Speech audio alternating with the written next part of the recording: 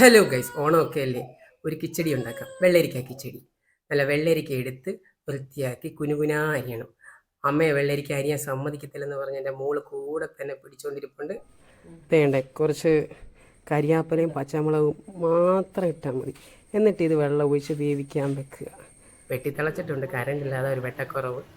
അതിൻ്റെ കൂടെ അരയ്ക്കാൻ ജസ്റ്റ് ചുവന്നുള്ളിയും കുറച്ച് കടുക് ഇടാത്തതെന്ന് വെച്ച് കഴിഞ്ഞാൽ ജസ്റ്റ് എല്ലാം അരച്ച് കഴിഞ്ഞിട്ട് ചതച്ചിട്ടാൽ മതി. അതുകൊണ്ടാണ് എല്ലാം കൂടി അരച്ചെടുത്തിട്ടുണ്ട്. കറണ്ട് ഇല്ലാത്തതുകൊണ്ട് ബാക്കിയൊന്നും എടുക്കാൻ പറ്റിയിട്ടില്ല. കടുക് വറുത്ത് താളിച്ച് തിന്നു, ക്ഷമിക്കുക.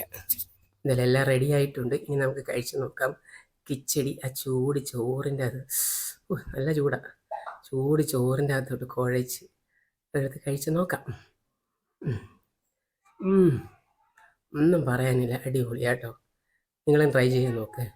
ഇനി നമുക്ക് വേറെ എന്താ കറിയെന്ന് വെച്ചാൽ ചമ്മന്തി ഉണ്ട്, വെണ്ടയ്ക്ക മെഴുക്കുരട്ടി, വേറെ തോരൻ, പപ്പടം, പിന്നെ സാമ്പാറിനകത്ത് കോവയ്ക്കൊക്കെ കണ്ടു. ദൈവമേ, അരിഞ്ഞിട്ടിട്ടില്ലെന്ന് തോന്നുന്നു. എന്തായാലും കഴിച്ചല്ലേ പറ്റൂ.